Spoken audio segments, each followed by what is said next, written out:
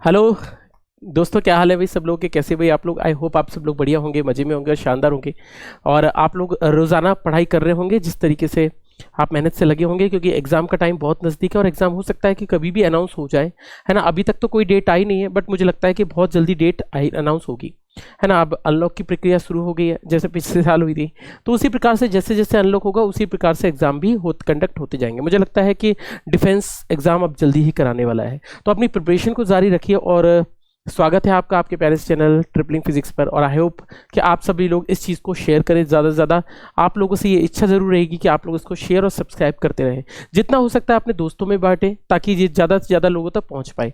ठीक है, चलिए हम स्टार्ट करते क्लास। अगर आपने अपने नोट्स नहीं बना रहे हो तो नोट्स ज़रूर बनाइए यार, नोट्स बहुत ज़रूरी होते हैं आपके लिए, आपकी पढ़ाई के लिए। तो नोट्स को ज़रूर बनाते रहिए, अपने हाथ के लिखे हुए नोट्स बहुत ज़रूरी होते हैं। मार्केट में किताबें बहुत अवेलेबल है, परंतु जब तक आप खुद उनके थ्रू नोट्स नहीं बनाएंगे तब तक मज़ा नहीं आएगा और पढ़ने में भी मज़ा नहीं आएगा। सच बात तो ये है। तो अगर आप चाहते हो कि नोट्स भी बनते रहें तो उन चीज़ों के लिए आप ज़रूरी सारे के सारे नोट्स बनाते रहें अपने हाथों से। बाकी अगर आप डाउनलोड करना चाहते हैं तो आप जा सकते हैं ट्रिपलिंग फिजिक्स टेलीग्राम चैनल पे। तो टेलीग्राम फिजिक्स पे जाकर टेलीग्राम चैनल पर भी जाकर आप ज्वाइन अप जरूर कर लें, और वह साथ ही साथ वहाँ पे नोट्स वगैरह और अपडेट के लिए भी जुड़े रहें। अगर आप बैच की बात करते हैं तो कैरियर व्हील पर ऑलरेडी बैच चल रहा है, तो आई होप आप सब ने एनरोल कर लिया होगा और आप लोग पढ़ रहे होंगे।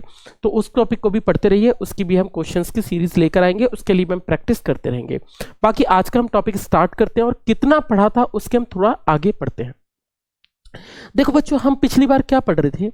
हम पढ़ रहे थे कि भाई ये इंड्यूस्ड ईएमएफ क्या होता है, मतलब जो प्रेरित इंड्यूस्ड जो ईएमएफ होता है वो क्या होता है।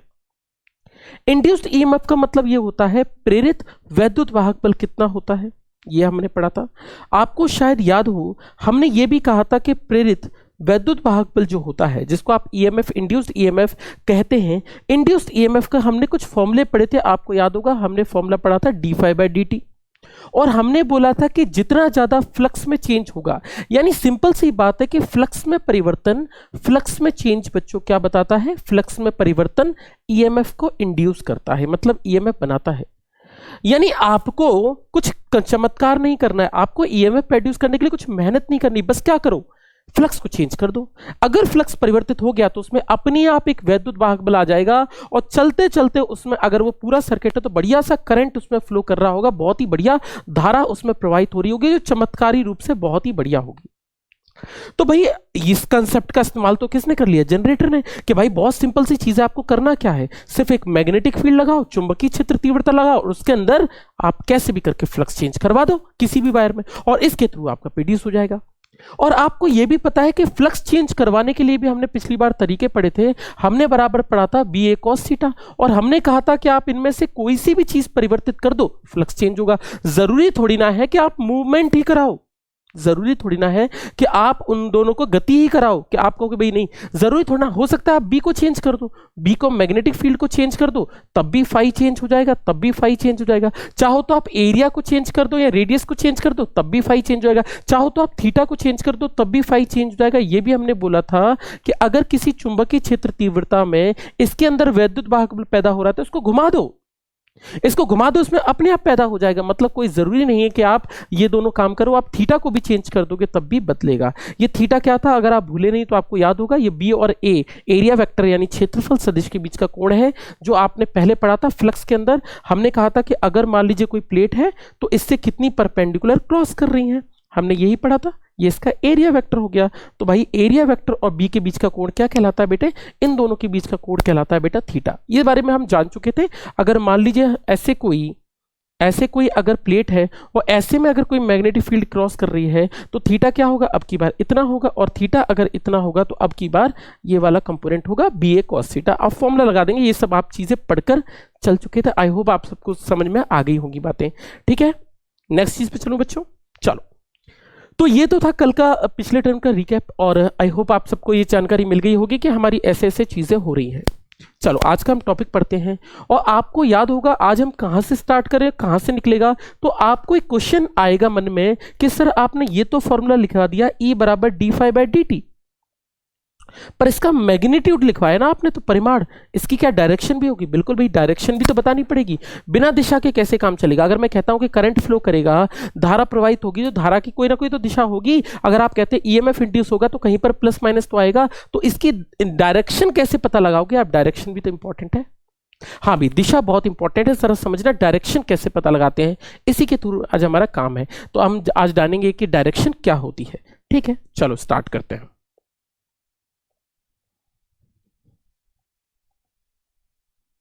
तो आज का टॉपिक रहेगा डायरेक्शन ऑफ इंड्यूस्ड ईएमएफ, यानी प्रेरित वैद्युत वाहक बल की दिशा।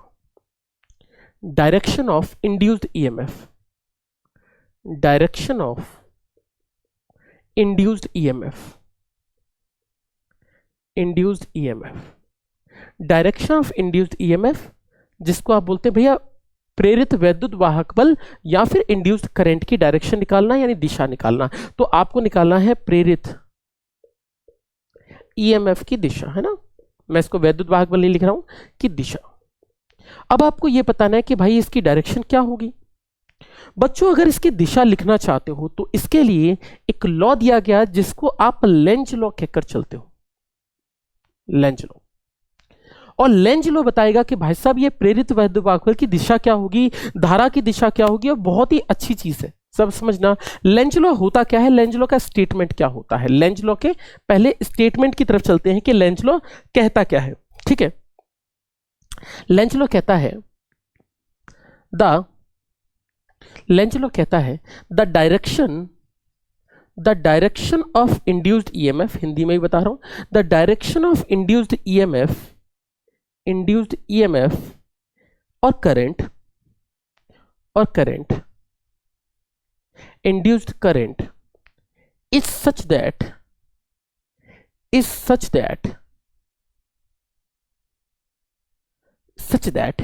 it causes the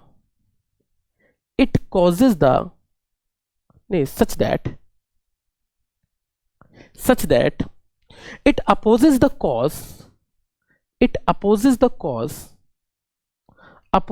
cause producing it। ध्यान से समझिएगा ये क्या काम कह रहा है। ये बहुत ही बढ़िया सी डेफिनेशन है, एक बहुत सारी सिंपल सी परिभाषा। ये क्या कह रहा है कि जो प्रेरित वैद्युत वाहक बल की दिशा होती है, जो प्रेरित वैद्युत वाहक बल की जो दिशा है, वो उसी चीज का विरोध करती है जिसकी वजह से वो पैदा हो रही है।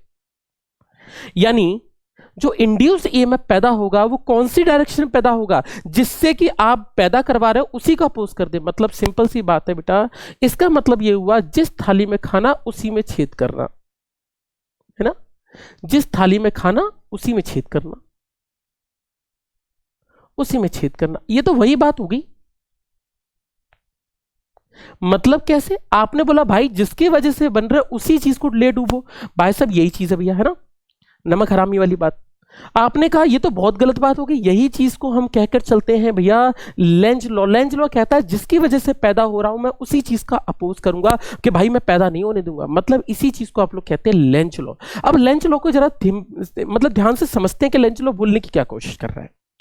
लेट अस सपोज, मान लो, ध्यान से समझते हैं कि मान लो कि ये एक मैग्नेटिक फील्ड है। कैसी है? मैग्नेटिक फील्ड है, चुंबकीय क्षेत्र तीव्रता है। क्या है ये? चुंबकीय क्षेत्र तीव्रता है। और हम मान लेते हैं कि ये बी है, और बी क्या है? इंक्रीजिंग है। इंक्रीजिंग का मतलब क्या हुई? बढ़ रही है। क्या हो रही है बेटा? बढ़ रही है। मेरी बात ध्यान से समझना, बी क्या हो रही है? बढ़ रही है। अगर बी इंक्रीजिंग है मेरे बच्चे, तो मुझे एक बात बताओ, फाई भी इंक्रीजिंग होगा? क्या मानते हो? बिल्कुल भैया, क्योंकि फाई बराबर क्या होता है? बी ए कॉस थीटा। तो आपने कहा भाई फाई भी क्या होगा? बी ए कॉस थीटा होगा। आपने यहां पर कोई कॉइल ले ली, तो ऑब्वियस सी बात है बेटा, अगर आप कोई कॉइल ले लोगे तो इसके अंदर वैद्युत वाहक बल पैदा होगा, ईएमएफ पैदा होगा, ईएमएफ की वजह से करंट होगा। तो फाई हुआ, इंक्रीजिंग हुआ, और इसकी वजह से क्या होगा? ईएमएफ इंड्यूस होगा। क्या आपको ये वाली बात समझ में आ रही है? क्या ये वाली बात समझ में आ रही है कि वैद्युत वाहक बल पैदा क्यों हो रहा है? इसलिए पैदा हो रहा है क्योंकि आप बी को बदल रहे हो या फ्लक्स को बदल रहे हो। मेरी बात समझो, आप फ्लक्स को बदल रहे हो, बी को बदल रहे हो। बी को बदलने या फ्लक्स के बदलने की वजह से क्या हुई? वैद्युत वाहक बल। फिर से आपसे पूछता हूं एक बार, फिर से बेटा पूछ रहा हूं आप लोगों से, सही जवाब दीजिएगा। बताइए इसमें ईएमएफ क्यों पैदा हो रहा है? क्या कॉज है, क्या कारण है इसका, कारण क्या है इसका, तो आपको साफ साफ पता चल रहा है कि ईएमएफ का कारण है सर बी का बदलना या बी का बढ़ना। तो आपको क्या करना है, इस बी को रोकना है, इस बी को रोकना है भाई, जिसकी वजह से पैदा हो रहा है उसी को रोकना है। तो बी को कैसे रोक पाओगे, अब अंदाजा लगाओ भाई साहब, मैग्नेटिक फील्ड क्या है, इनवर्ड है, बी क्या है भाई, इनवर्ड है, बी क्या है बेटा, इनवर्ड है, अंदर की तरफ है। अब मेरे एक बात बताओ बेटा, अगर आप इसको रोकना चाहते हो, इस मैग्नेटिक फील्ड जो अंदर जा रही है उसको रोकना चाहते हो, तो उसके अपोजिट में एक फील्ड लगा दूं भाई, वेक्टर क्वांटिटी है ना, सदिश राशि। तो अगर आप इसको रोकना चाहते हो उसमें वैद्युत वाहक को, तो इसको अपोज करना है, इस बी की डायरेक्शन को अपोज करना है। अब बी को अपोज करना है, बी को कैसे अपोज करोगे, इसके विपरीत में लगा दो। तो आपको कुछ ऐसा काम करना है कि करंट इसके विपरीत हो, मतलब इसके कैसे भी मैग्नेटिक फील्ड अपोज बने। मैग्नेटिक फील्ड कैसे अपोज बनेगी, अब सोचो, अगर मैं करंट को ऐसे रख दूं तो क्या मैग्नेटिक फील्ड बाहर की तरफ नहीं आ जाएगी, यहां पर कहां है, अंदर की तरफ। अगर मैं बाहर की तरफ बना दूं तो बी में से कैंसिल आउट हो जाएगी, एक अंदर वेक्टर एक बाहर वेक्टर, क्या कम होगा कि नहीं होगा, ऑब्वियस सी बात है। इसका मतलब ये हुआ कि इसमें करंट की डायरेक्शन क्या होगी,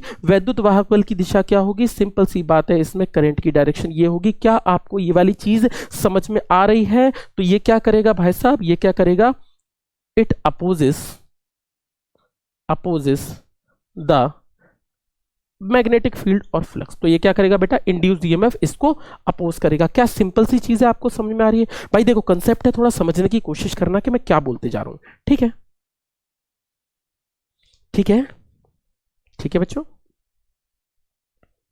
ठीक है, बहुत अच्छी बात है, सबको समझना है, ठीक है। तो भाई इतनी सी बात निकल कर है, इसको हम क्या बोलते हैं, डायरेक्शन ऑफ विंड। चलो हम कुछ एग्जांपल्स को और लेते हैं, थोड़ा इसके अलावा भी एग्जांपल्स लेते हैं, देखते हैं कि एग्जांपल्स में क्या क्या चीजें हो सकती हैं, ठीक है जी।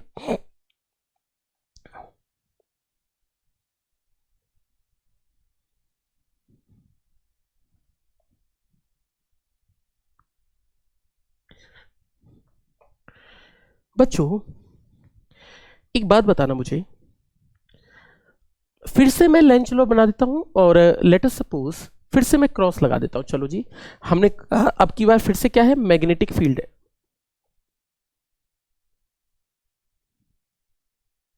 आपके कंसेप्ट के लिए एक बात और, अब की बार मैं मैग्नेटिक फील्ड को डिक्रीज कर दूं भाई, कहां कहा कि बढ़ने से ही इंड्यूस्ड ईएमएफ होगा, घटने से भी तो होगा, ऑब्वियस ही बात है बेटा। हमें तो फ्लक्स चेंज करना है, d phi by d t करना है, या तो बढ़ा दो या घटा दो, हमारा तो दोनों से काम होगा। तो अगर आप बी को डिक्रीज कर दें, मतलब घटा दें, इसको कम कर दें, तो बेटा अगर ये मरेगा भाई साहब तो फ्लक्स भी मरेगा बेटे, फ्लक्स भी डिक्रीज होगा। और मैंने कहा था जब फ्लक्स में परिवर्तन होता है तो फ्लक्स चेंज होने का मतलब क्या होता है, फ्लक्स चेंज होने का मतलब होता है, फ्लक्स में परिवर्तन का मतलब होता है वैद्युत वाहक बल यानी ईएमएफ का इंड्यूस होना। ये बात भी आप जानते हो बेटा, ईएमएफ का इंड्यूस होना, यानी अगर फ्लक्स चेंज हुआ तो ईएमएफ इंड्यूस होगा, इसमें भी मान लेते हैं। अब मुझे एक बात बताओ, अगर ईएमएफ इंड्यूस होगा तो ये ईएमएफ इंड्यूस फिर से किस वजह से हुआ, आप जानते हैं बेटा, इस बार भी ईएमएफ इंड्यूस क्यों हुआ है, वैद्युत वाहक बल क्यों प्रेरित हुआ है, क्योंकि अब की बार बी कम हो रहा है। दिमाग रख, कॉज क्या है, फाई तो चेंज हो रहा है, पर फाई क्यों चेंज हो रहा है, फाई चेंज हो रहा है क्योंकि बी कम हो रहा है। तो बेटा आपको अब की बार बी का उल्टा करना है, मतलब बी को बढ़ाना है, हमें तो अपोज करना है, जो हो रहा हो उसका उल्टा कर दो। तो भाई साहब यहाँ पे बी डिक्रीज हो रहा है, बी को बढ़ाओ। अब बी को बढ़ाएंगे कैसे भाई, इसी के वेक्टर की दिशा में, इसी की दिशा में अगर कोई मैग्नेटिक फील्ड कम होती जा रही है तो उसकी वेक्टर एक और लगा देता हूं, उसके भी वेक्टर दोनों प्लस हो जाएंगे। तो मैं क्या कह सकता हूं कि अब की बार मुझे करंट की जो दिशा लेनी पड़ेगी, इसको बढ़ाना है। अब ये कम होता जा रहा है, घटता जा रहा है, हमें से बढ़ाना है, तो इसके अपोज अगर आप इसके बाहर की तरफ लगा दोगे तो भाई कम हो जाएगी, और क्योंकि अपोजिट वेक्टर लगा दिया, उल्टा सदिश लगा दिया, आपको तो बढ़ाना है, इसका मतलब और ज्यादा इसमें करंट देना है, और ज्यादा इंड्यूस करना है ताकि बढ़े। और ऐसे केस में आपके करंट की दिशा क्या होगी, अब की बारे में बात लेकर चलूं तो अब की बार फिर से कहां होगी, इस तरफ होगी। क्या आपको बात समझ में आ रही है भाई, बताइए भाई किसी को दिक्कत। तो इस तरीके से आप क्या बोल सकते हैं, ईएमएफ को इंड्यूस कर सकते हैं। तो यहां पर डायरेक्शन कैसी होगी, डायरेक्शन आपको क्लॉकवाइज निकल कर आएगी, तो यहां पर डायरेक्शन क्या होगी, क्लॉकवाइज होगी। क्या आपको ये चीज समझ में आ रही है भाई, क्या समझ में आ रही है, और चीजें बताऊं आपको, और चीजें बताऊं, और चीज बताऊं, बहुत सिंपल सी है, दिशा निकालना, बस ये समझ लो किसकी वजह से पैदा हो रही है, उसको अपोज करना है, उसको विरोध करना है। बात समझ में आई, चलो नेक्स्ट चीज पे चलते हैं, नेक्स्ट चीज पे चलते हैं, मिटा रहा हूं इस चीज को, ठीक है। एक और डायरेक्शन की बात करते हैं, एक और दिशा की बात करते हैं।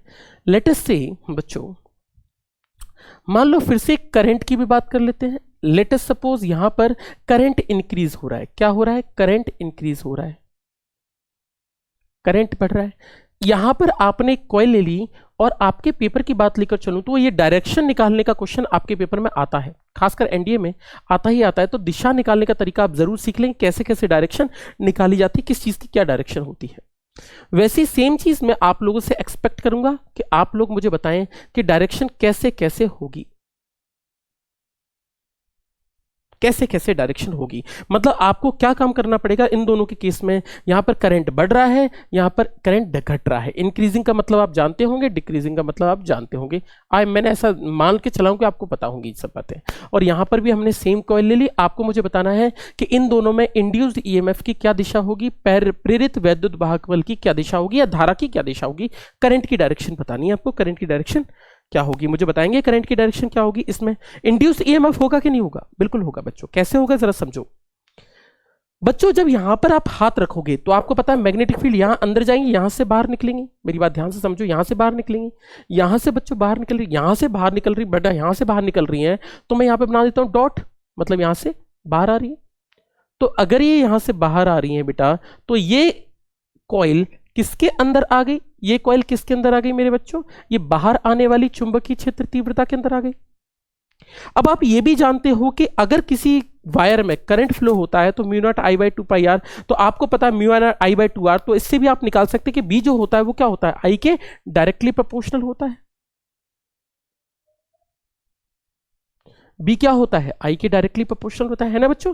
तो बी क्या होता है, आई के डायरेक्टली प्रोपोर्शनल होता है, ये आप जानते हो। मतलब जैसे जैसे करंट बढ़ेगा, करंट बढ़ रहा है मतलब बी बढ़ेगा।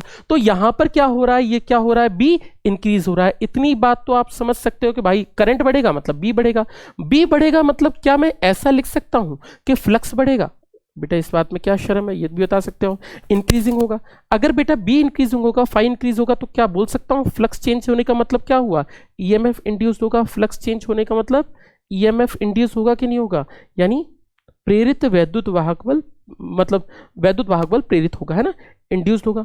अगर बेटा ईएमएफ इंड्यूस होगा तो कॉज क्या है इसका, बी का बढ़ना या करंट का बढ़ना, तो इसको कम करो, बी को कम करो भाई। अब बी को कम करने के लिए क्या करना पड़ेगा बेटे, आपको पता है बेटा यहां पे बात लेकर चलूं तो यहां पर मैग्नेटिक फील्ड क्या है, बाहर की तरफ है। तो अपोज करना है तो क्या कर दूं, उल्टा कर दूं। और उल्टा मतलब क्या हुआ, आपने कहा उल्टा करने का मतलब क्या हुआ, इस तरीके से हुआ। तो मैग्नेटिक फील्ड के बारे में बात लेकर चलूं तो आपको मैग्नेटिक फील्ड अंदर डालनी है, तो करंट की डायरेक्शन कैसी हो जाएगी, ऐसी हो जाएगी। मेरे ख्याल से आपको समझ में आ रही होगी कि करंट की डायरेक्शन किस तरफ होगी, ताकि इसको घटाया जा सके। समझ रहे हो बच्चों, समझ रही बात। अगर मैं इसमें बात लेकर चलूं तो बेटा इसमें करंट घट रहा है, घट रहा है मतलब चुंबकीय क्षेत्र तीव्रता यानी मैग्नेटिक फील्ड इंटेंसिटी भी क्या हो रही है, घट रही है, यानी चुंबकीय क्षेत्र तीव्रता भी घट रही है।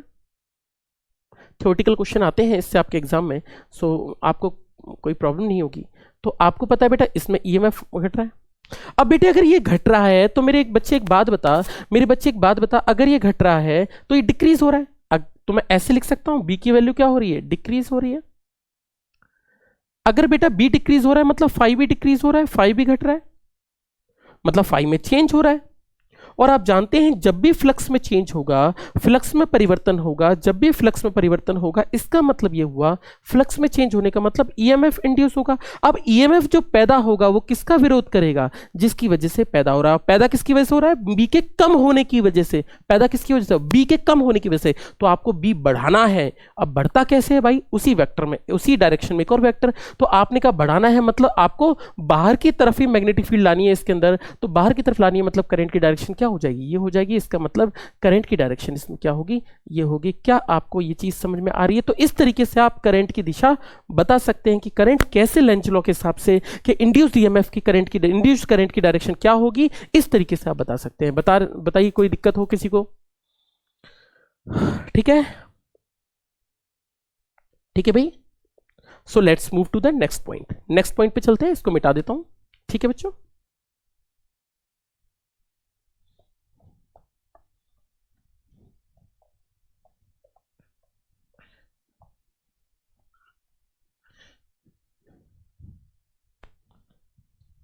ठीक है, so let's move to the next point. Next चीज की तरफ चलते हैं, कुछ और देख लेते हैं। कुछ आपने और भी पढ़े होंगे, चलो देखो एक और में देखते हैं। मान लीजिए कि ये कॉइल है बेटा, ये कॉइल है और इसमें मान लीजिए करंट फ्लो कर रहा है ऐसे। चलो करंट इसमें मत फ्लो कराओ। मान लो कि आपके पास एक कॉइल है, दिस वन इज कॉइल, और एक मैग्नेट इसके पास आ रही है, मैग्नेट इसके पास आ रही है। Late us suppose this is north, this is south. अब क्या होगा, क्वेश्चन ये पूछा जा रहा है कि भाई साहब बताओ इस पर ऊपर की साइड कौन सा प्लेन होगा। बेटा ऊपर अलग होगा, नीचे से देखने पर अलग होगा, नीचे से क्लॉकवाइज दिखाई देगा तो ऊपर से एंटी क्लॉकवाइज। बात समझते हो? ऐसी अगर मैं बात लेकर चलूं बच्चों, अगर अब की बार तो ये कॉइल कहां जा रही है, अंदर की तरफ जा रही है, तो आपको बताना है बेटा ऊपर की तरफ क्या प्रोड्यूस रहा होगा। ऐसी अगर मैं बात लेकर चलूं तो अब की बार मान लीजिए मैं मैग्नेट को, चुंबक को, मैग्नेट मतलब चुंबक बेटा, तो अगर मैं इसकी बात लेकर चलूं तो अब की बार ये चीज दूर लेकर जाऊं तो अब मुझे बताइए ऊपर की साइड क्या प्रोड्यूस होगा, दोनों ही केसेस में क्या प्रोड्यूस होगा। आप बहुत भली भांति इस बात को जानते हो, भली बात इस बात को जानते हो। आपको पता है बेटा अगर ये साउथ नीचे की तरफ आएगा तो बेटा इस कॉइल के अंदर, अब इसमें फ्लक्स है ना बेटा, आपको पता है इसमें क्या होगा, फ्लक्स होगा। नॉर्थ से साउथ की तरफ जाती है तो भैया ठीक है जी, ऐसे जारी होगी कॉइल, ऐसे लाइनें जारी होंगी। भाई साहब लाइनें ऐसे जारी होंगी तो समझो ये लाइनों के अंदर आता जाएगा ना। देखो बच्चों, जैसे जैसे मैग्नेट अंदर आएगी तो ये पूरी की पूरी कॉइल किस में आएगी, मैग्नेट में। मतलब जैसे जैसे मैग्नेट को लाते जाओगे पास में, जैसे जैसे चुंबक को पास में लाओगे, यानी as long as magnet get closed to loop, मतलब जैसे जैसे लूप के नजदीक आता जाएगा, लूप के नजदीक आता जाएगा, फ्लक्स इंक्रीज होता जाएगा।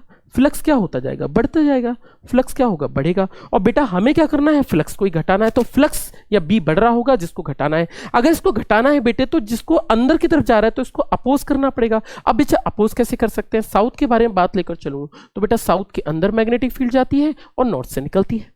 अब आपको कुछ ऐसा काम करना है कि भाई साहब उल्टी मैग्नेटिक फील्ड बनानी है। अब उल्टी कैसे बनेगी भाई, आपको पता है बेटा ऐसे में उल्टी बना दूं, मेरी बात समझो, ऐसे में उल्टी बना दूं। हमें क्या करना है, इसके अंदर मैग्नेटिक फील्ड करनी है। तो अंदर करनी है तो क्या करो बेटा, आप ऐसे में करंट की डायरेक्शन ले लो। अब करंट की डायरेक्शन अगर ले लोगे तो मैग्नेटिक फील्ड अंदर जाएगी, क्योंकि आप सोचो अगर सर्कल है तो ऊपर की साइड से ऐसे ले लो तो अंदर चली जाएगी, अंदर चली जाएगी। इसका मतलब ये हुआ कि करंट की डायरेक्शन ये होगी। आप और भी तरीके से समझ सकते हैं। आप शायद ये बात जानते हो कि अपोज करने का सिंपल सा तरीका है, जब भी क्लॉकवाइज होता है तो क्लॉकवाइज का मतलब होता है साउथ, और आपको यह भी पता है जब एंटी क्लॉकवाइज होता है तो होता है नॉर्थ पोल। ये बात तो आप जानते होंगे, तो आपको अगली बार से कोई दिक्कत नहीं होगी। आपको पता है बेटा क्या बनने वाला है यहां पर, साउथ पोल, और साउथ पोल का मतलब क्या हुआ, करंट की डायरेक्शन ऐसी होगी।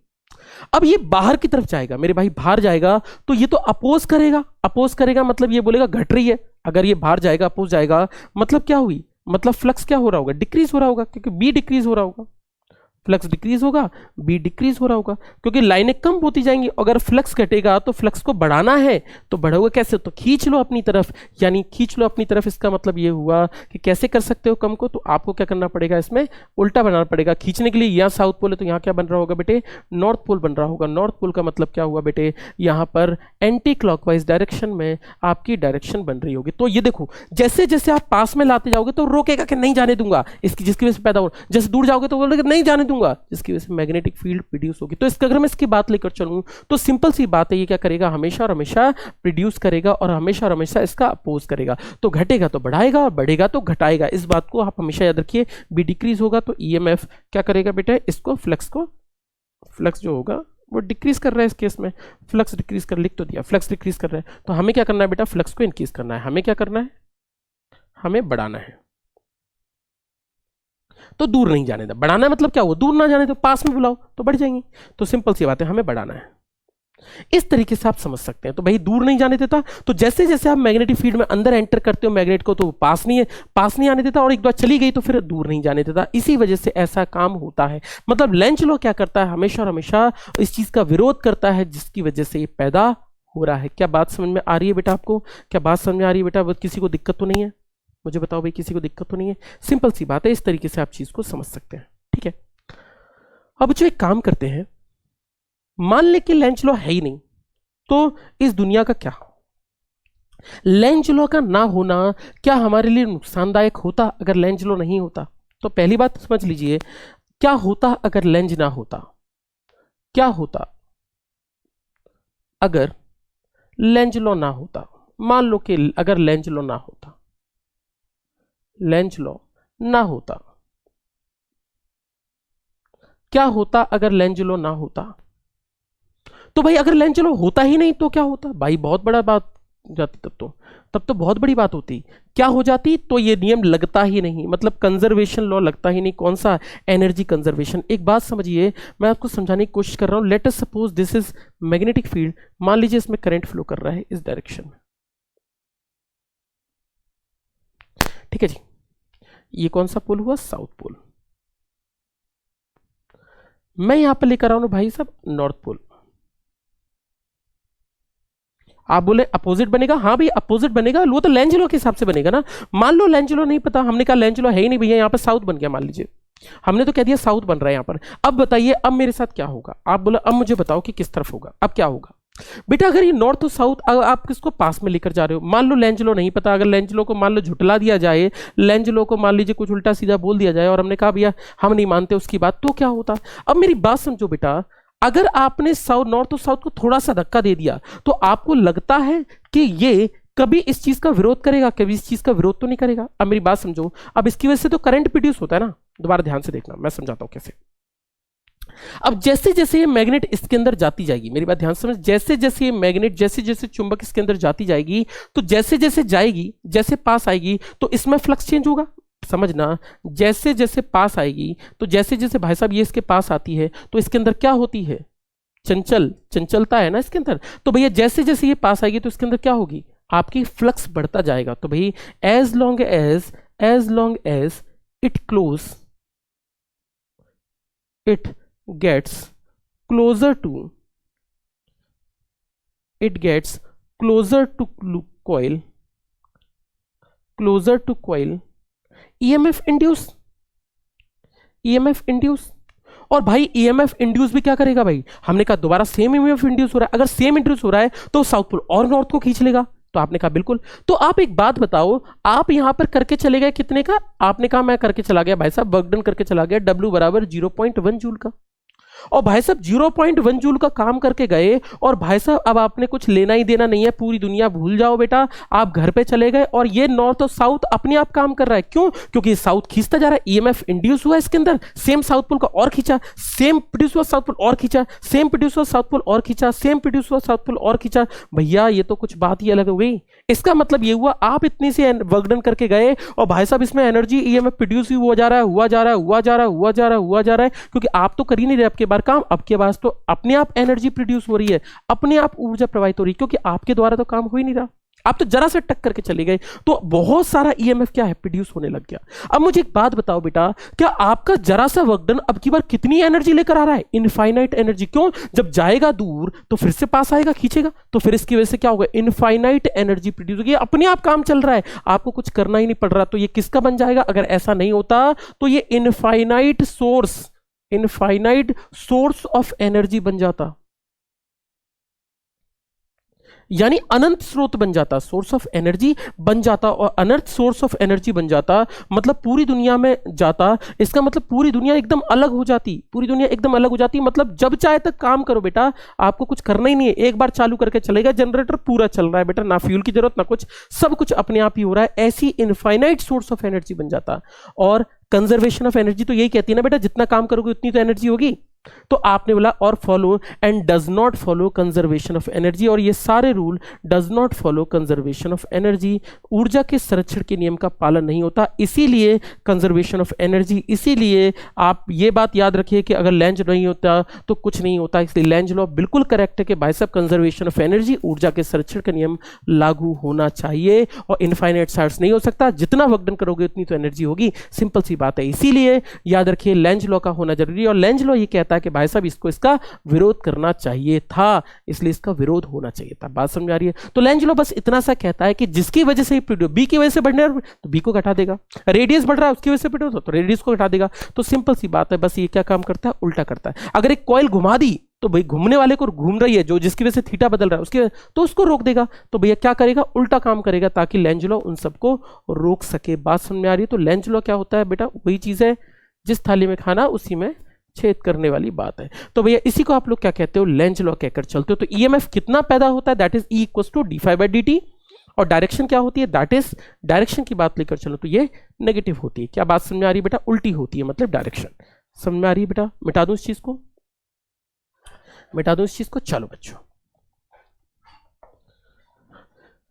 अपने आप काम नहीं करना है, आपको वर्क करना है। जब आप पास लेकर आओगे तो ये दूर भगाएगा, तो आप और जोर लगाओगे तो आपका वर्क डन ही तो एनर्जी में प्रोड्यूस होगा। अब आप कर ही नहीं रहे, एनर्जी बनी जा रही है। चलो भाई ठीक है, तो इसी को आप लोग कहते हो लेंज लॉ कहकर चलते हो। बात समझ आ रही है बच्चों? लेंज लॉ समझ में आ रही है बेटा? नेक्स्ट चीज पे चलूं भाई, नेक्स्ट चीज पे चलो। So let's move to the next point, that is motional EMF, है ना।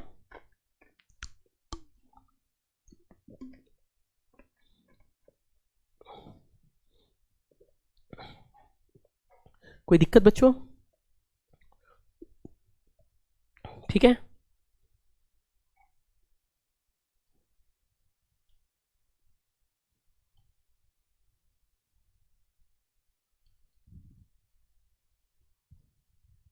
ठीक है जी।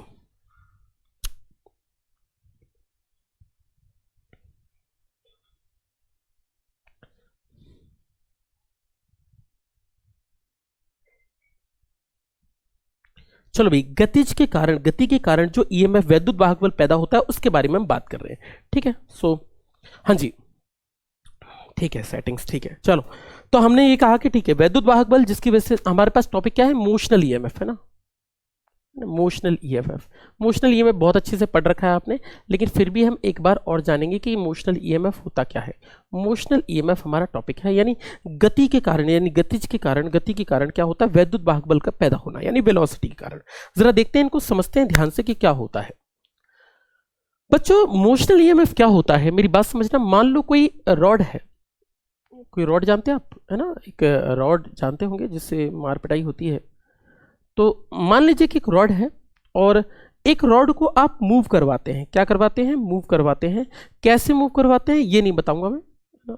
आप मान लीजिए कि एक कॉइल है, this is a coil, this is a rod, माफ कीजिएगा, दिस इज रॉड, एक रॉड है और इस रॉड को आपने ऐसी वेलोसिटी दे दी। क्या दे दी भाई साहब? ऐसी velocity they the, this will be, magnetic field तो आपको पता है अंदर की तरफ है, शो हो ही रही है, और आपने कहा एक लेंथ वेक्टर ले लिया मैंने, एल, एल वेक्टर इस डायरेक्शन में ले लिया। अब मुझे एक बात ध्यान से समझना, मेरी बात ध्यान से मेरे बच्चे बताना, आपको दिख रहा हो तो एक बात ध्यान से बताना मुझे। अब क्या खास बात इसमें निकल कर आ रही है कि ये कह रहे हैं भाई साहब कि अगर आप किसी मैग्नेटिक फील्ड के अंदर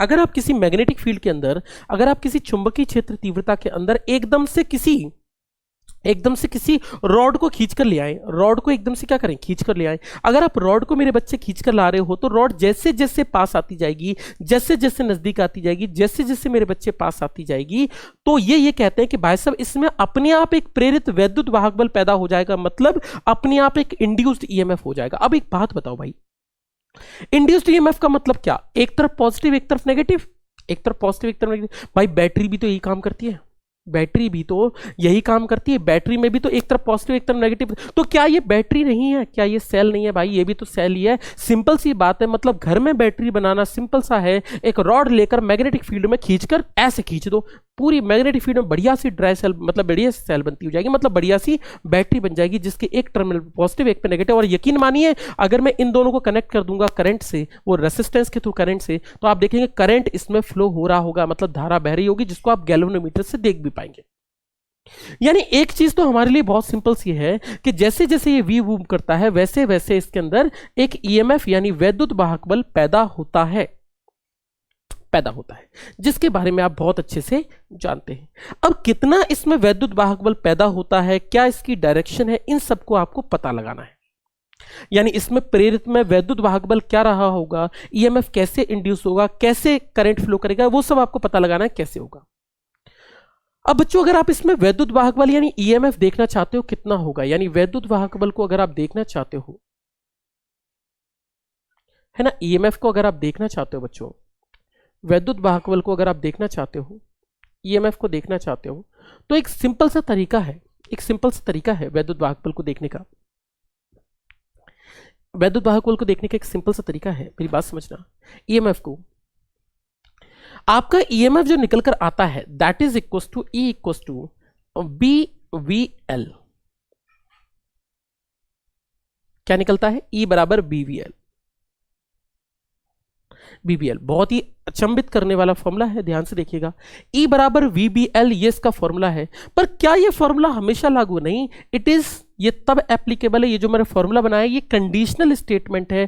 क्या कंडीशन है? कंडीशन ये है भाई, हम कंडीशन चेंज भी करेंगे। कंडीशन ये है कि B, V एंड L और R all are perpendicular to each other, ये सभी एक दूसरे के क्या होंगे? अभिलंब पर होंगे। क्या होंगे? एक दूसरे के साथ अभिलंब पर होंगे, तभी इस चीज के बारे में होगा, एक दूसरे के अभिलंब पर होंगे, मतलब एक दूसरे के परपेंडिकुलर होना चाहिए भाई। अगर परपेंडिकुलर नहीं होगा तो आप इस चीज को नहीं बता पाएंगे। आप देख भी सकते हो परपेंडिकुलर है, क्योंकि देखो मैग्नेटिक फील्ड अंदर, भाई साहब एक चीज अंदर, आपने कहा एक चीज अंदर जा रही है, दूसरी चीज क्या है? इसके परपेंडिकुलर वेलोसिटी, और तीसरी चीज क्या है? इनके परपेंडिकुलर। ये तीनों एक दूसरे के परपेंडिकुलर ही तो हैं, तीनों एक, देखो ना अभी एक दूसरे के परपेंडिकुलर तो है, ये देखो ये और ये तीनों एक दूसरे के परपेंडिकुलर है। इसका मतलब ये हुआ कि तीनों एक दूसरे के अभिलंब पर हैं, तीनों एक दूसरे के परपेंडिकुलर है। तो ये फॉर्मूला आप तब लगाएंगे when all the three are perpendicular to each other, तीनों एक दूसरे के क्या होने चाहिए? अभिलंब पर होने चाहिए। क्या बात आपको समझ में आ रही है? क्या आपको बात समझ में आ रही है? ठीक है, बस है। तो इसी को आप लोग क्या कहते हो बेटा? मोशनल ईएमएफ कहकर चलते हो, मोशनल ईएमएफ कहकर चलते हो, मोशनल ईएमएफ कहकर चलते हो। बात समझ आ रही है? ठीक है जी, चलो जी इस पे एक क्वेश्चन हो जाए। चलो क्वेश्चन करते हैं, मेरे ख्याल से आपके लिए बहुत आसान है, आप बहुत आसानी से अटेम्प्ट कर पाओगे, लेकिन फिर भी हम क्वेश्चन को एक करते हैं, फिर हम और चीजों पे जाएंगे। बेटा अगर आपने कहा रॉड इसके अंदर, इस पे आपके क्वेश्चन पूछा गया है, ये मान के चलिए इसमें तो क्वेश्चन आता ही आता है, आपके एनडीए में भी क्वेश्चन आया है, एयरफोर्स नेवी में भी आया है।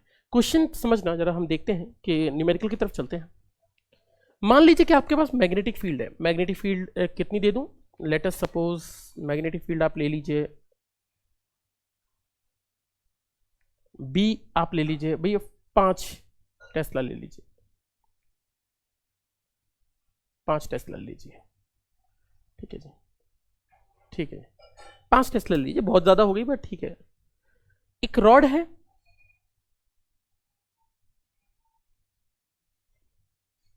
एक रॉड है, इस रॉड के दोनों हिस्सों को, मेरी बात समझिएगा, इस रॉड के दोनों हिस्सों को मैं एक रेसिस्टेंस के थ्रू एक कनेक्ट कर देता हूं। मान लीजिए एक रेसिस्टेंस के, कोई रेसिस्टेंस क्या मान लूं? आर मान लेता हूं भाई, 1 ओम का रेसिस्टेंस है, इसको कनेक्ट कर देता हूं, 1 ओम का रेसिस्टेंस से कनेक्ट कर देता हूं।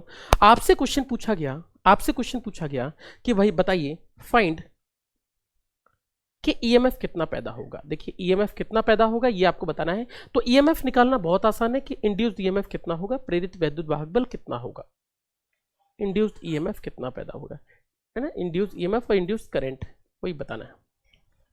तो देखो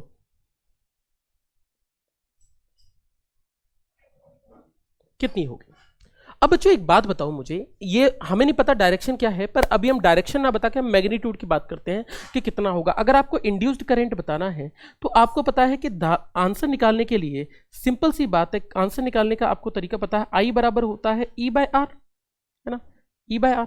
करंट का मतलब क्या हुआ? ईएमएफ है, ऐसे लिख लेता हूं, आई बराबर हुआ ई बाय रेसिस्टेंस, है ना।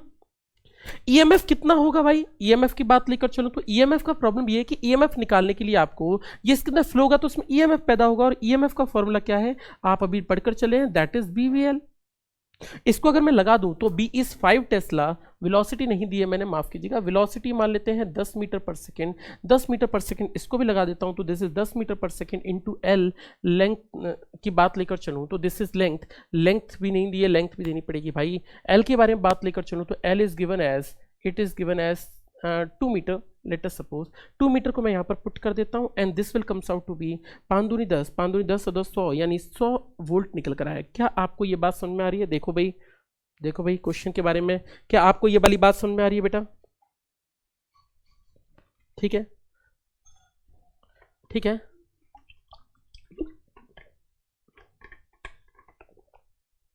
बस आपको कुछ नहीं करना, 100 वोल्ट यहां पर लगा दीजिए, अपॉन में आर लगा दीजिए, and that will comes out to be 100 ampere, और इस तरीके से आप लिख सकते हैं। इतना करंट नहीं हो सकता, बस ये लिखने वाली चीज है।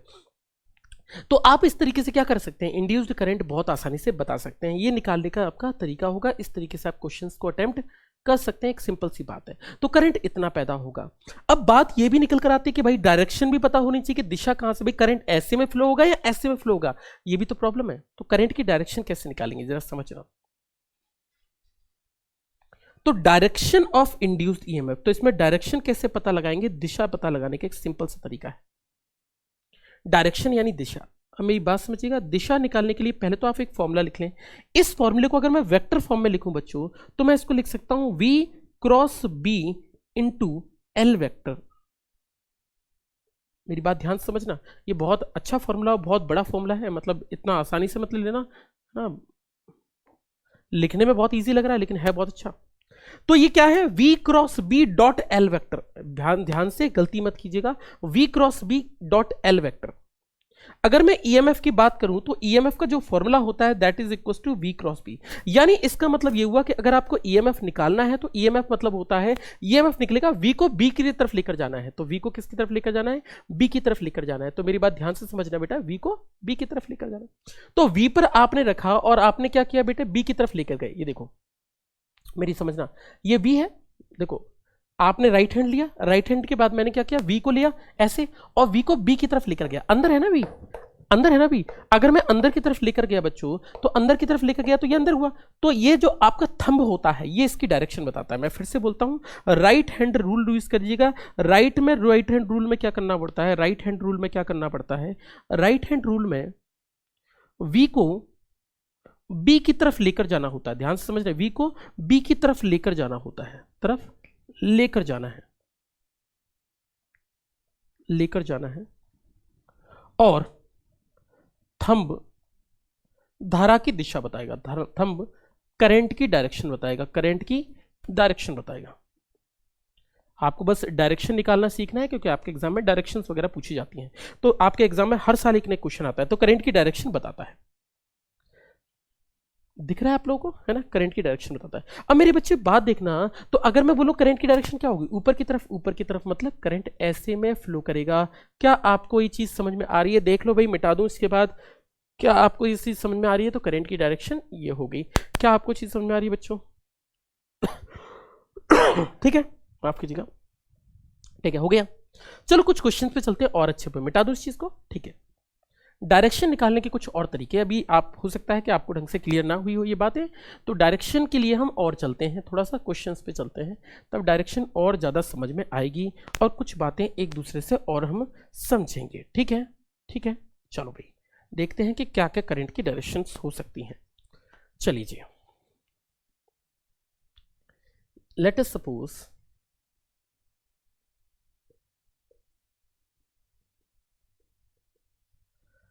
पहले लेते हैं, ये मैग्नेटिक फील्ड है, लेट अस सपोज ये अभी जो हमने बनाई थी रॉड वैसे के वैसे बना दी।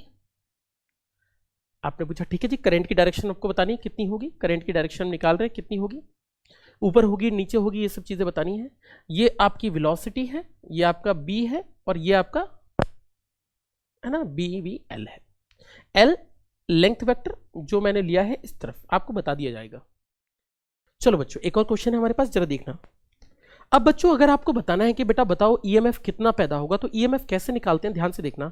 आपको पता है ई का फॉर्मूला होता है v क्रॉस में b इंटू में डॉट एल वेक्टर, यही बताया था।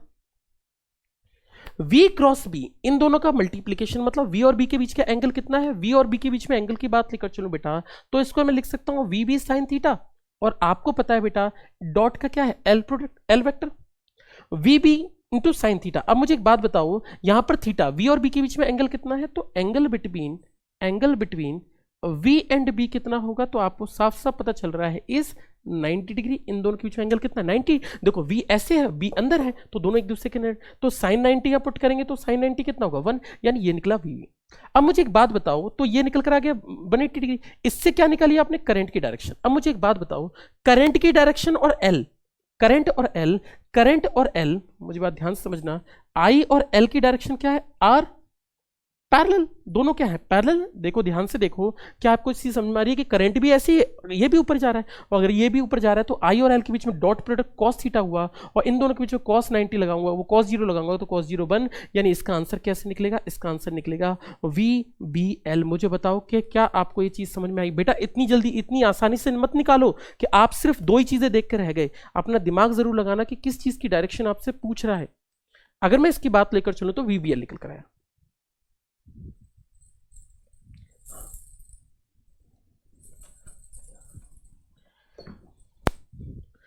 ठीक है, ठीक है, तो ये चीज निकल कर आई आपसे, तो ये क्या निकल कर आया, वीबीएल निकल कर आया। मेरी बात समझ रहे हो? तो आपका करंट की डायरेक्शन, करंट और एल वेक्टर कैसे हैं बेटा, पैरेलल है, दोनों की दिशा एक ही है, तो आपने इन दोनों के बीच में, आपको पता है डॉट प्रोडक्ट मतलब क्या होता है, कॉस थीटा, तो कॉस थीटा हो गया, कॉस थीटा मतलब पैरेलल मतलब क्या हुआ, जीरो, कॉस थीटा, थीटा कितना हो गया इस केस में 0 डिग्री, पैरेलल के केस में, और पैरेलल पुट करेंगे तो कॉस 0 1। तो इस तरीके से आप वीबीएल लिखें, लेकिन हमेशा आंसर वीबीएल नहीं होगा, अभी आंसर वीबीएल है। देखो जरा मैं चीजों को चेंज करता हूं, फिर देखिएगा क्वेश्चन को कितनी आसानी से हम क्वेश्चन करते हैं। जरा देखिएगा, मैं डायरेक्शंस और समझा रहा हूं, सारे कंसेप्ट जितने भी हो सकते हैं सभी चीजों को क्लियर करते चल रहे हैं, ठीक है। चलो नोट्स जरूर बनाते रहिएगा ताकि आपको हर चीज मेंशन हो पाए, हर चीज आपको समझ में आए, ठीक है। लेट से एक और हम लेते हैं चीज को, और एक और चीज लेकर चलते हैं, ठीक है।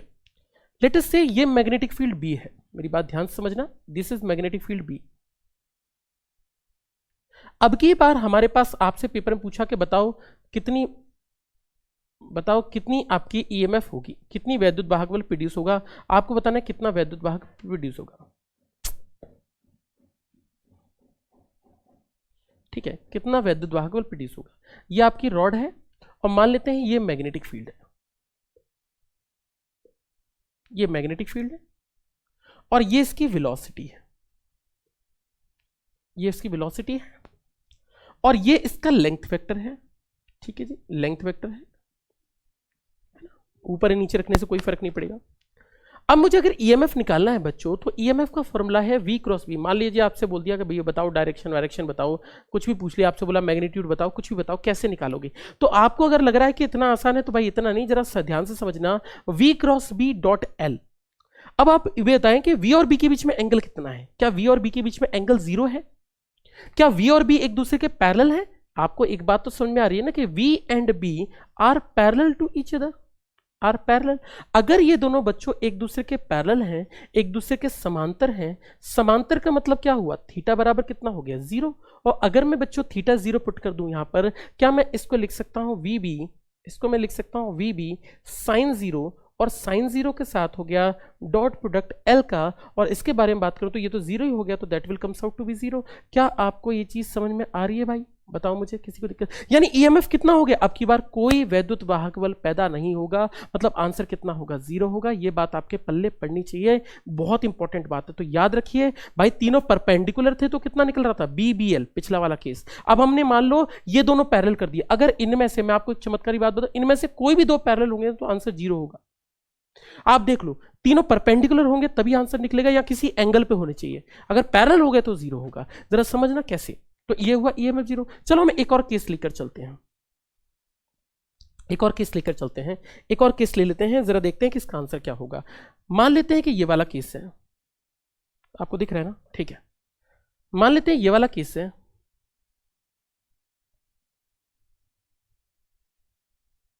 आपने पढ़ा है, मुझे पता है बहुत जगह पे। ये B है, वेलोसिटी ऐसे है, L वेक्टर ऐसे है, मुझे बताएं आंसर कितना होगा ईएमएफ का। तो एक सेकंड दीजिएगा, आंसर बताएं मुझे कितना होगा, आप लोग सोच ले, समझ लें आराम से, आंसर बताएं मुझे कितना होगा।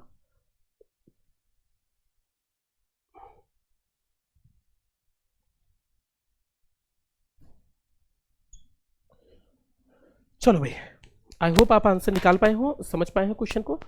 देखो बच्चों, एक बात आपको समझ में आ रही है कि हमें पता है ईएमएफ निकालने का तरीका होता है V cross B dot L vector, V cross B dot L vector, ठीक है, यही होता है। V और B के बारे में बात करूं तो मैंने V को B की तरफ लेकर आया। अगर मैं V को B की तरफ लेकर आया मेरे बच्चे, तो ये क्या हुआ अंदर की तरफ, मेरी बात समझना, ये कैसे हुआ परपेंडिकुलर, तो ये हुआ अंदर की तरफ, जो करेंट अंदर की तरफ जाए, इन्वर्ट हो गया। अब मुझे एक बात बताओ बेटा, अंदर की तरफ यानी परपेंडिकुलर क्या है, L के वेक्टर के साथ परपेंडिकुलर, देखो ये एक चीज तो अंदर आ गई, क्रॉस तो अंदर आ गया, और बेटा L कैसे है परपेंडिकुलर, तो ये दोनों भी एक दूसरे के परपेंडिकुलर हो गए ना बच्चों, तो इन दोनों के बीच का एंगल भी कितना हुआ 90, तो ये निकल कर आया बेटा I और L क्या होंगे, एक दूसरे के परपेंडिकुलर निकल कर आ जाएंगे, और परपेंडिकुलर निकलेंगे, इसका मतलब क्या हुआ, एक दूसरे के परपेंडिकुलर, ये और ये एक दूसरे के, इन दोनों का जो रिजल्टेंट निकला वो इसके साथ क्या होगा परपेंडिकुलर, और अगर इन दोनों के साथ परपेंडिकुलर हुआ इसका मतलब cos 90, और cos 90 करेंगे तो VB इंटू में हो जाएगा बेटा L cos 90, और cos 90 की बात लेकर चलो तो दिस इज 0, यानी तब भी EMF कितना होगा 0 निकल कर आएगा। क्या आपको ये बात समझ में आ रही है भाई, क्या बात समझ में आ रही है बेटा, कोई दिक्कत तो नहीं है, कोई दिक्कत तो नहीं, बहुत सिंपल सी चीज है। तो V क्रॉस B किया, इसका जो रिजल्टेंट निकला उसको L वेक्टर के साथ हमने क्या कर दिया, स्केलर प्रोडक्ट कर दिया, डॉट कर दिया, डॉट मतलब cos थीटा। समझो दोबारा समझाता हूं, देखो V क्रॉस B, तो आपने लिया V, इनका रिजल्टेंट कैसे निकलेगा, इनका परिणाम, तो V को आप B की तरफ ले आए, B इस तरफ है ना, तो V को B की तरफ ले आए, तो आपका अंगूठे कहां जा रहा है, अंदर की तरफ, अंदर की तरफ जा रहा है बेटा, तो L वेक्टर और अंदर वाली चीज ये दोनों क्या हो गए एक दूसरे परपेंडिकुलर, परपेंडिकुलर मतलब क्या हुआ cos थीटा, cos थीटा कितना हुआ 0, इसका मतलब इसका आंसर कितना निकलेगा 0। ऐसा क्यों हो रहा है, क्योंकि बेटा अब की बार V और L क्या है एक दूसरे के परपेंडिकुलर है, क्या एक चीज इनकी परपेंडिकुलर है, आर परपेंडिकुलर, और मैंने सॉरी माफ कीजिए आर पैरेलल, और मैंने आपसे कहा था कि अगर इन दोनों में से कोई सी भी चीज पैरेलल होगी, समांतर होगी, तो आंसर कितना निकलना है 0, तभी आंसर निकलेगा जब ये तो एक दूसरे के परपेंडिकुलर हो सारे, या फिर किसी एंगल पर, किसी एंगल पर होंगे तो आप डॉट प्रोडक्ट करके क्रॉस प्रोडक्ट करके निकाल ही लेंगे साइन थीटा cos थीटा करके, वरना अदरवाइज आपको ये चीज समझ में आ रही होगी। मुझे बताओ आप में से किसी को कोई दिक्कत, कुछ परेशानी, ठीक है मिटा दो इस चीज को। यानी एक चीज बहुत अच्छे से क्लियर हो रही है, एक चीज बहुत अच्छे से क्लियर हो रही है, यानी एक चीज बहुत अच्छे से क्लियर हो रही है कि आपका आंसर सिर्फ तभी आता है जब तीनों के तीनों परपेंडिकुलर होते हैं। यानी पहली बात तो ये हुई, नोट डाल के पहली बात तो ये हुई कि अगर if any of two are parallel, अगर इनमें से कोई भी दो समांतर होंगे बच्चों, अगर इनमें से कोई से भी दो समांतर होंगे, यानी अगर V हो या फिर B हो या फिर L हो, इनमें से कोई भी दो समांतर पैरेलल होंगे, तो आंसर देन जो EMF निकलेगा, वैद्युत वाहक बल निकलेगा, दैट इज 0। अगर ये तीनों परपेंडिकुलर होंगे, if all are perpendicular to each other, ये सभी अगर एक दूसरे के अभिलंब पर होंगे बच्चों, परपेंडिकुलर टू ईच अदर, अगर एक दूसरे के साथ अभिलंब पर होंगे, तो आपका आंसर हमें पता चल गया VBL। और अगर if all are at some other angle, किसी और कोण पर हो, some another angle, other angle, अगर किसी और कोण पर हो, अदर एंगल पर हो, तो अदर एंगल के केस में किसी और कोण में, तो आपको पूरा लगाना पड़ेगा, that is V cross B dot में L। ये ध्यान रखिएगा, इस तरीके से आप इन चीज़ों को निकालते हैं। ये आपके पेपर के लिए बहुत इंपॉर्टेंट है। जो लोग भी डायरेक्शन, जैसे एनडीए के एग्जाम की बात करो तो उसमें डायरेक्शन का क्वेश्चन हर साल आता है, इस साल भी एक ना एक आएगा, है ना। हो सकता है इंड्यूस EMF पर आ जाए, हो सकता है करंट पर आ जाए, या हो सकता है किसी और पर। ये क्वेश्चन भी आपके पेपर में पूछा गया है, रॉड वाले भी, तो इसको भी याद रखिएगा। इस तरीके से हम इस क्वेश्चन को अटेम्प्ट कर सकते हैं। तो आज के लिए बस इतना ही, बाकी हम पढ़ेंगे अपने नेक्स्ट लेक्चर में। तब तक के लिए धन्यवाद, टेक केयर, खुश रहें, मजे करें। नेक्स्ट लेक्चर हम कल मिलेंगे, ठीक है। चलो टेक केयर।